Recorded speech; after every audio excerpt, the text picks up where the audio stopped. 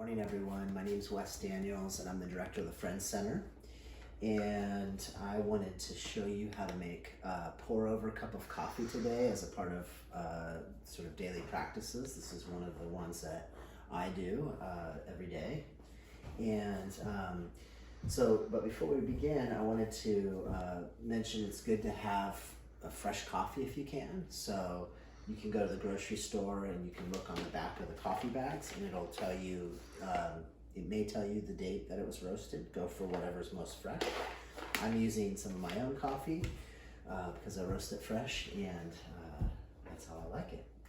So what you want to do is you want to grind up some coffee, and I've already pre-ground this, and I'm going to make 2 cups so that my wife Emily and I can share some together. I'm going to make a mess if I do it that way. So you're kind of like, for 2 cups you're doing 2 big scoops like this. It's, if you're weighing it, it's like 26 grams. All right, and then kind of make sure that it's level inside here, and then we pour.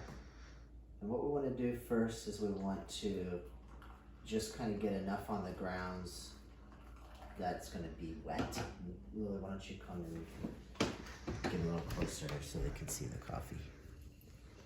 So this is called the bloom. So we're letting just everything kind of get saturated at first. My daughter Lily is the camera person. She is highly skilled because of all the TikTok videos that she makes. So, all right, and then I'm gonna start just kind of using a circular rotation. I'm just gonna slowly pour water on the beans. Make sure that I get everything saturated here.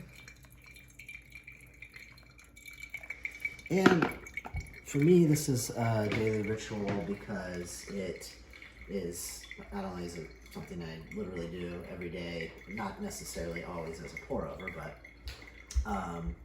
it slows things down, especially when you do a pour over. You're taking your time. It's a bit slower paced.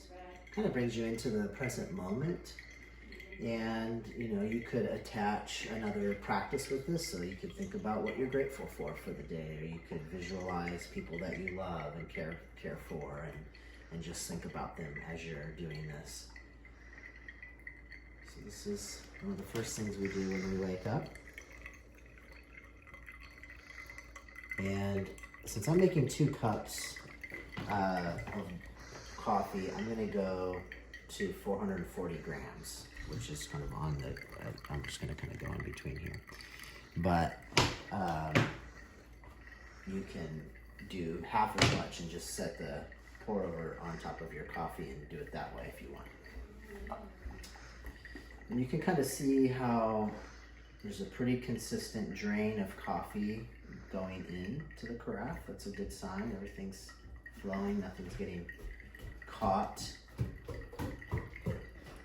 If you have a problem with that, you can always get a spoon and kind of do some stirring to help break things up. So coffee for me is something that I often drink with other people. So there's kind of a communal activity. My wife and I always drink coffee together in the morning while we're getting ready for work. On the weekends, we like to sit out on the porch together and talk.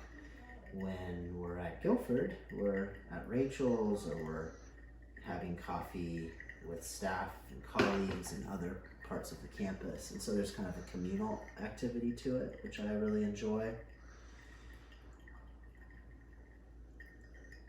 We're getting there, we're getting close to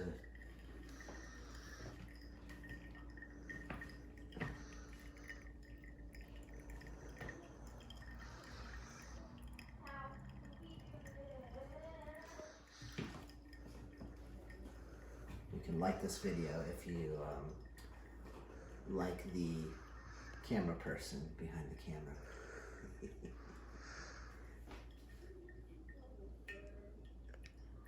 So now we're getting kind of down to the bottom here. just kind of doing this to make sure it's loose. I'm gonna get a spoon here.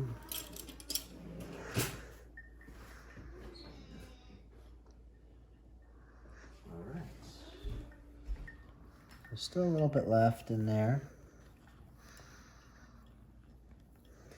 The other thing is that you want to, I'm not gonna leave any hot water on the beans. You wanna get it off. So that even when you make like a French press, once you press the plunger down, you wanna pour all that coffee out of there. So pour it into a carafe or something you have to keep it hot. Because if there's hot water that's sitting on beans for more than about 6 or 7 minutes, it starts to get sour and isn't as good as what it can be. Okay, so there we have a cup of coffee. And these are, I believe, beans from Colombia. Very good. And then I like to, next step for me is usually to sit down at my dining room table and I read a book. And I'm currently reading a book from Anthony DeMello, one of my favorites. So I'd encourage you to make yourself a cup of coffee, find a favorite book, or get your journal and spend a little bit of time in reflection as you start your day. All right, we're thinking about all of you, holding you all in the light, sending you love and prayers in this time. Thank you.